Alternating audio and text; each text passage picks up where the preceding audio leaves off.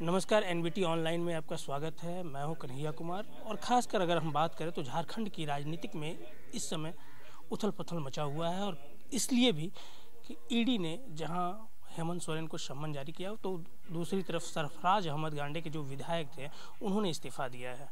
और इस वक्त हम सीधे जुड़ रहे हैं, हमारे साथ हैं धनबाद भाजपा के विधायक राज सिन्हा। सर, गांडे विधायक सरफराज अहमद ने इस्तीफा दिया, इसको आप किस रूप में देखते हैं सर? सरफराज अहमद जी ने इस्तीफा दिया है। मैं भी समाचार पत्रों के माध्यम से जानकारी मिली है। अब सरफराज जी इस्तीफा दिए हैं तो पुराने नेता हैं, जेएमएम कांग्रेस का आपसी मामला है और अब क्या सोच है इसके पीछे। इस्तीफा दिए, स्पीकर ने सूचना भी निकाल दिया उसी दिन।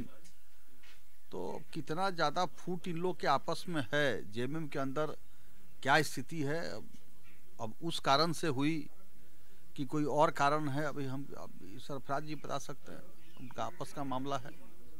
ये कटकलें ये भी लगाई जा रही है जो सूत्रों के मानी तो कि कल्पना जी जो है हेमंत सोरेन की पत्नी, वो गांडे से उपचुनाव लड़ेंगे, उपचुनाव होगा और चुनाव लड़ेंगी।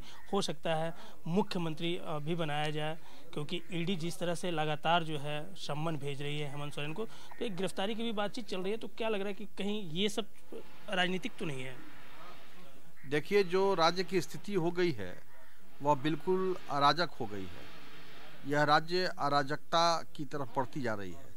अब जब मुख्यमंत्री स्वयं ही कानून का पालन नहीं करेगा, मुख्यमंत्री स्वयं संवैधानिक संस्थाओं का, नियमों का उल्लंघन करेंगे, तो आम जनता कैसे नियम कानून का पालन करने के लिए बाध्य होगी।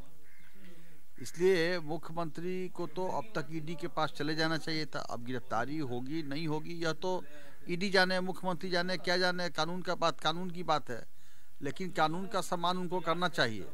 और वो इस्तीफा देंगे, जेल जाएंगे, कल्पना सोरेन चुनाव लड़ेंगी, वो जीत जाएंगी तो मुख्यमंत्री बनेंगे। ये सब मैं इन सब बातों में ज़्यादा चिंतन नहीं करता, ज़्यादा भरोसा नहीं करता।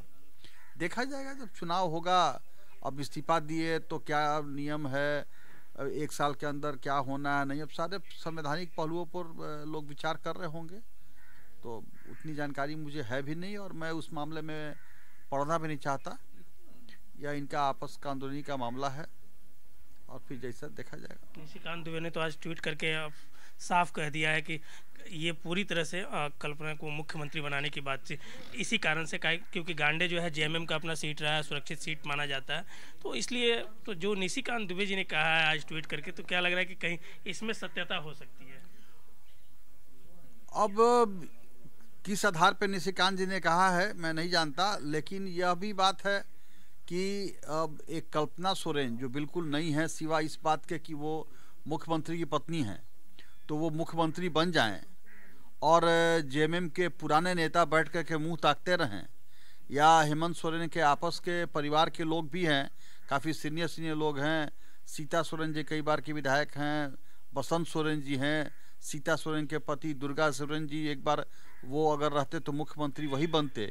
तो इतने सीनियर लोग के रहते, या और भी जेएमएम के वरिष्ठ नेता कार्यकर्ता हैं, मुख्यमंत्री हैं या कांग्रेस पार्टी है, तो इन लोगों के रहते अब कल्पना सोरेन सिवा इस बात को कि मुख्यमंत्री की पत्नी है, इस नाते वो कुर्सी पर बैठ जाए मुख्यमंत्री के और लोग स्वीकार कर लें, तो अब ऐसा होगा। अगर लोग इस प्रकार की बातें होंगी तो कुछ भी हो सकता है, तब तो कुछ कहना ही बेकार है।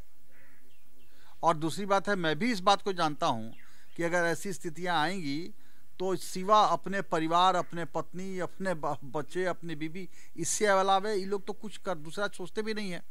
यानी कांग्रेस जैसे परिवारवाद पे चलती थी, जेएमएम या बिल्कुल एक भारतीय जनता पार्टी ही है जो परिवारवाद को, आप नहीं जानते कि मोदी जी के पत्नी बेटा या और किसी मुख्यमंत्री के पत्नी बेटा या हमारे नेताओं के पत्नी बेटा कभी सत्ता पर बैठ जाएंगे इसलिए कि वो उनकी बेटे हैं या उनके पत्नी है। तो ऐसा कि भाजपा को छोड़ के बाकी सभी पार्टी में, आज आप आंख मूंद पूछिए आरजेडी किसकी पार्टी है, लोग बोलेंगे लालू यादव की। आप पूछिए कांग्रेस किसकी पार्टी है तो बोलेंगे गांधी परिवार की। आप पूछिए जेएमएम किसकी पार्टी है तो लोग बोलेंगे सोरेन परिवार का। आप पूछिए सपा किसकी पार्टी है तो लोग बोलेंगे मुलायम सिंह का। आप पूछिए आप पार्टी किसकी है तो बोलेंगे अब अरविंद केजरीवाल का। तो इसलिए यह व्यक्तिगत, भारतीय जनता पार्टी में व्यक्तिगत बातें नहीं होती और दूसरी पार्टी केवल व्यक्तिगत काम पर ही चलती हैं। इसलिए मुझे संदेह है, थोड़ा सा लोगों में जागरूकता आई है। अब कल्पना सोरेन मुख्यमंत्री को बना दें और सारे वरिष्ठ नेता उनको स्वीकार कर लें तो फिर तो यह तो चिंता का विषय है। और ये वो लोग सोचे, इसमें हमको क्या सोचना है। बिल्कुल, झारखंड की राजनीति की अगर हम बात करें तो 2024 में कई कुछ बदलाव होने वाले हैं और झारखंड की राजनीति पे इसी तरह हम नज़रें बनाए रखेंगे। और ये थे हमारे साथ भाजपा सदर से धनबाद सदर से भाजपा विधायक राज सिन्हा, जो हमसे खास बातचीत कर रहे थे। और कई लोगों से हम जानने की कोशिश करेंगे कि आखिर झारखंड की राजनीति में यह बदलाव कितना संभव है और क्या कुछ नतीजे निकल के आएंगे। धनबाद से NBT के लिए कन्हैया कुमार।